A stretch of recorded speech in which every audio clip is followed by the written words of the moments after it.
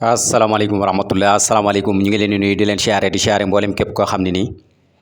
yaa ngi topp sunu seen YouTube bi di 94 Walfu Sénégal seen analyse chronique yoo xam ne dañ leen koy defal saa su ne ci réew mi ak bitim réew jaajëfal nañ leen siyaar nañ leen way leen di toppal 94 Walfu Sénégal wax ñëwaat ci Abdou Nguer xam naa ne Abdou Nguer sax moom wax dëgg yàlla xam nga man gëj naa cee wax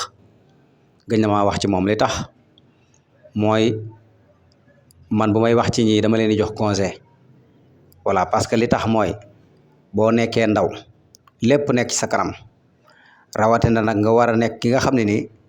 da ngaa war a bokk ci ñi nga xam dañuy doxal Sénégal ci métier boo amee métier te gis na ni moom mi am na métier muy tailleur voilà te métier am tailleur nekkul loo xam ne nii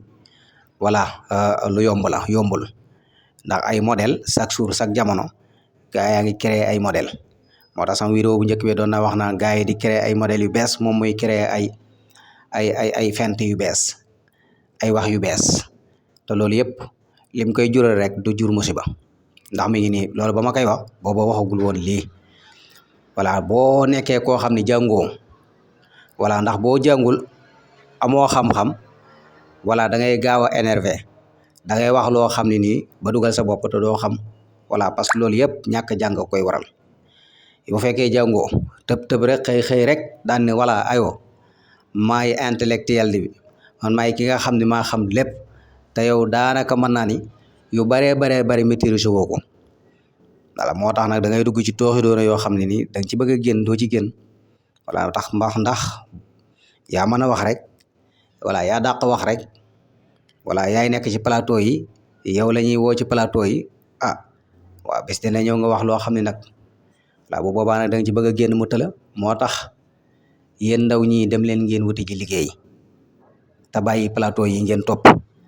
lii maanaam plateau moom boo ci nekkee di wax da ngay mel ni Arona Niang xam nga Arona Niang sax xale la sa morom la moo tax ma tafal la ko noonu ci wet gi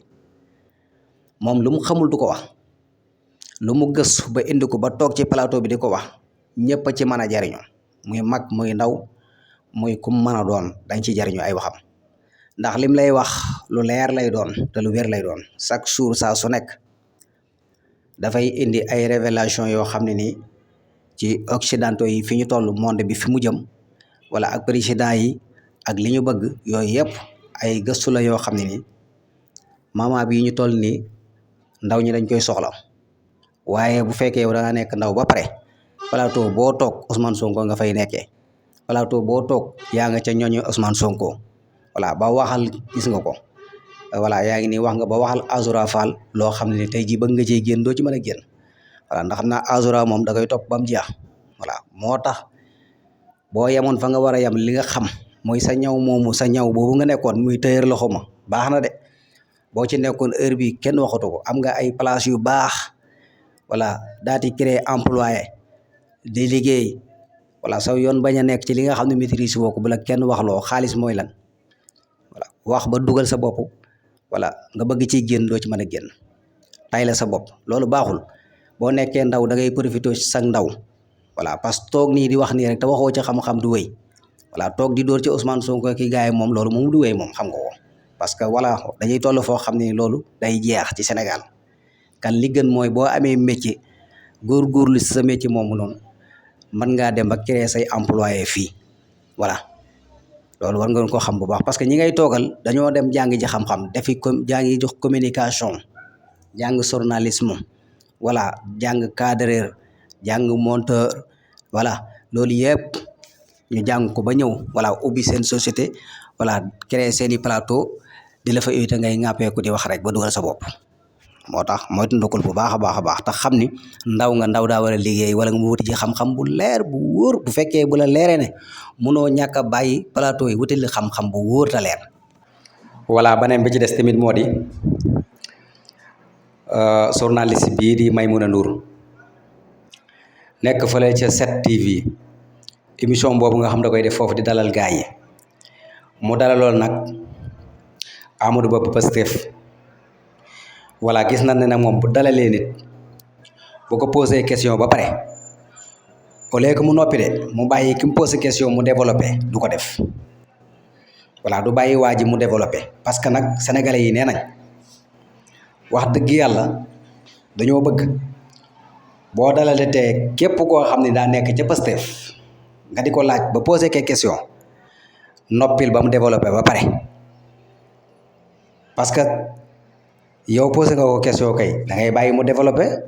bu développé ba pare nag voilà bu ko defee nga posé waat ko beneen question journalisme sax dëgg noonu lay def maanaam heure bu posé question bi nga xam ne posé na ko moom ba pare ba laajte ko ci day bàyyi nag waa ji indil ko ci ay tontu indil ko ci ay leeral ci xam-xamam fi mu ci toll fi mu ci yem waaye yéen du ngeen def loolu voilà heure bu ngeen posé question daal ba waa ji di développé rek ngeen dugal fa seen voilà yu kenn xamul te loolu sénégalais yi dañ cee maar voilà